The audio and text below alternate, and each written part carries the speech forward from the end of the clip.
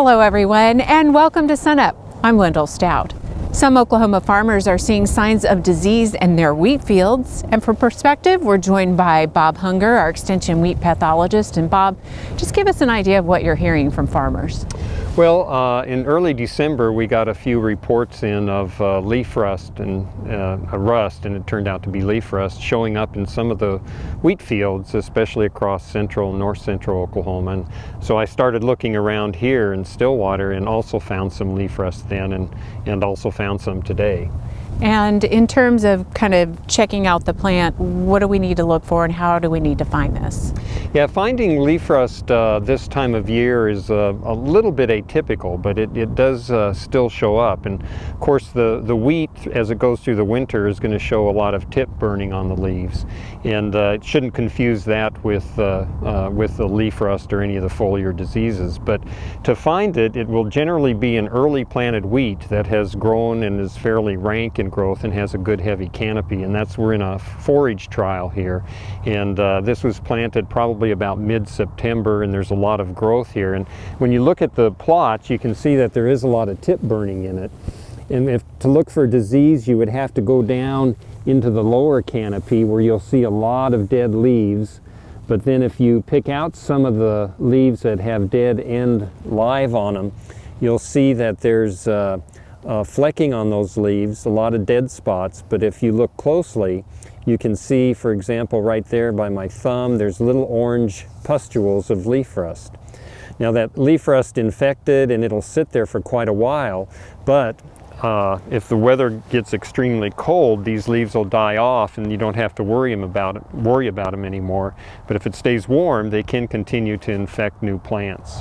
Is there a reason why we're seeing it this year? Maybe you hadn't seen it in previous years? Yeah, we had a fairly wet and mild fall, so the leaf rust did come in. There may have been some blowing up from the south. Nobody really knows exactly how it hangs around into the fall. Some people say it may blow back from the north, coming even from as far away as Canada. But the leaf rust gets in here and causes some infections and then will overwinter. Now, are you seeing or hearing any other reports of other diseases? Yeah, the other diseases, especially in some no-till fields this year. Remember, with no-till, you have a lot more residue left on the soil surface.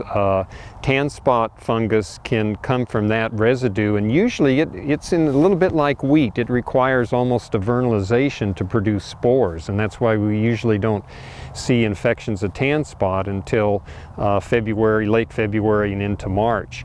But this year we had enough cold weather through the fall and then moisture that the tan spot fungus vernalized and produced spores, and then we did have some fields that had a fair amount of tan spot infections in them. And a number of people sprayed for that in the fall, and that was probably a good idea. Typically, we don't recommend that with leaf rust because usually the weather is sufficiently cold through December, January, and even into the first part of February that those leaves die out with the leaf rust infections on there. You mentioned spraying. Any other management advice as we kind of round out winter, I guess? Well, as you go through winter, again, it may knock the rust out completely. The tan spot will be there perhaps, but it will not be an extreme epidemic of it by any means. But the key is, if you do have fall foliar diseases overwintering in the field, to catch those early in the spring. And so scout the fields early, and if you see leaf rust, or especially if you see stripe rust, because stripe rust likes colder temperatures, so it will come out first, then you may need to be looking at spraying to help control those. And same thing with tan spot as well.